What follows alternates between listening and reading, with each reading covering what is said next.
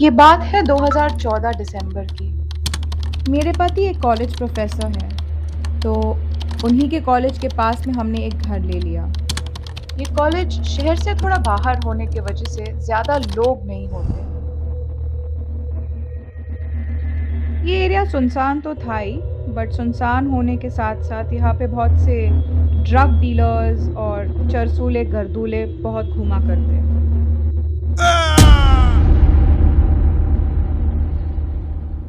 मेरी सुबह की शिफ्ट होती थी। 5 बजे की, इसलिए मुझे रात के 3 साढ़े 3 बजे उठ जाना पड़ता।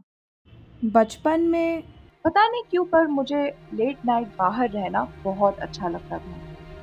बस चलते रहो। आजादी का एहसास कुछ अलग ही होता है दोस्तों।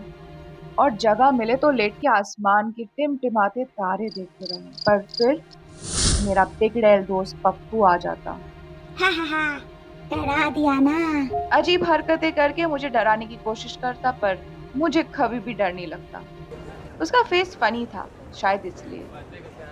हम सारे दोस्त मिलके रात को ढेर सारे गप्पे मारते, एक ठंडी ठंडी कोल्ड ड्रिंक और खूब सारी गपशप। तो वापस कहानी पे आते हैं। 2014 का समय था। मैंने एक सेकेंड हैंड गाड़ी ली हुई थी और एज यूजुअल नाइट ड्राइव पे निकल गई।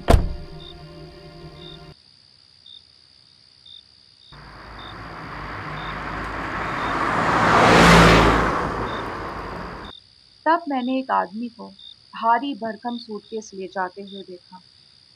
जब मैं और करीब गई तो मैं सोचने लगी कि इतने रात गए कोई ऐसे सूटकेस लेके कहाँ जा रहा होगा। एयरपोर्ट? शायद मुझे उससे लिफ्ट देना चाहिए। मेरे पेरेंट्स ने मुझे 2 चीजों के लिए सख्त मना किया हुआ था। एक, किसी को लिफ्ट देना, और दूसरा, किसी स्ट्रेंजर से बात करना। मुझे लोगों की मदद करना अच्छा लगता है, पर इतना नहीं कि मैं खुद के पैर पे ही कुल्हाड़ी मार दूं। मैं वहां रुक के उस आदमी को देखने लगी। जब वो आदमी तुरंत घूम के मेरी ओर भागने लगा, मैंने गाड़ी चालू किया और वहां से निकल गई।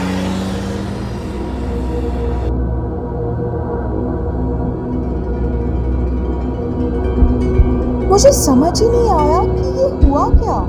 वो ऐसे मेरी तरफ इतने रफ्तार से क्यों भागने लगा? क्या इरादा था उसका?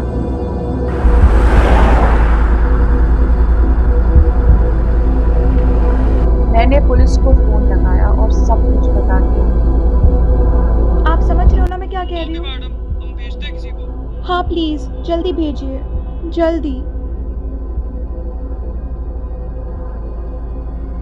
मुझे पुलिस का कुछ कॉल नहीं आया तो मैंने ही फोन कर दिया। मैं बहुत ज़्यादा क्यूरियस हो गई थी। उन्होंने बोला उनको सड़क पे कोई भी नहीं मिला। जब ये बात मैंने मेरे पति को बताई तो उन्होंने कहा, उसकी पत्नी बेरहम होगी। उस बेचारे को सब्जी लेने भेज दिया होगा आधी रात में।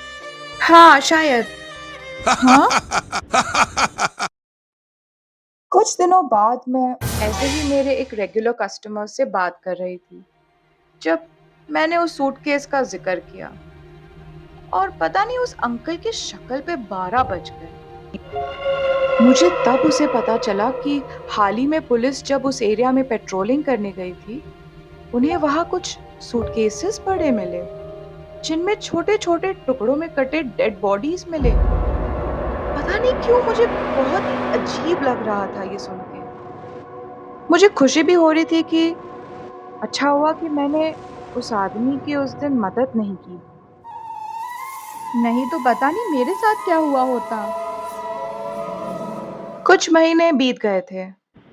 मेरी नाइट शिफ्ट थी। हम सबसे लास्ट वाले अपार्टमेंट में रहते हैं, जहाँ एक एंट्री से बाहर जाओ तो जंगल का रास्ता शुरू होता है। ये एक शॉर्टकट है।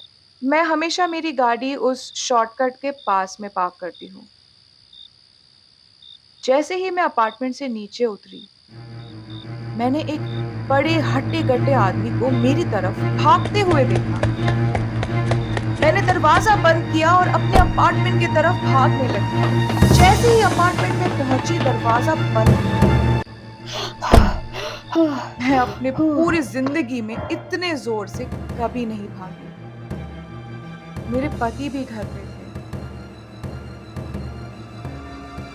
उन्होंने दरवाजे के पीप होल से देखा तो उनको कुछ नहीं नजर आया।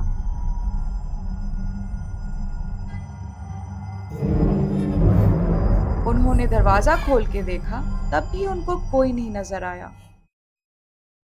उस दिन वो मुझे ड्रॉप करने आए।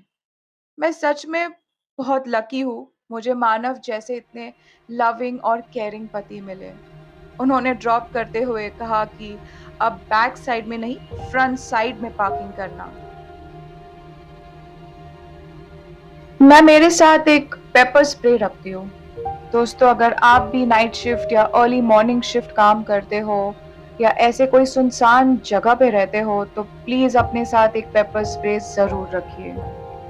अगर कुछ सही ना लगे तो हमेशा अपने इंट्यूशन पे विश्वास रखें और ऐसे ही किसी स्ट्रेंजर से बात ना करें।